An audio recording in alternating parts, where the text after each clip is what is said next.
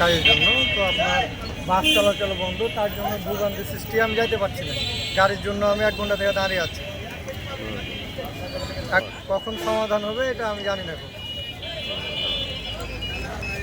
বর্ষার দিনে তো বাস চলে তো ভালোই, আমরা চলতে পারছি না।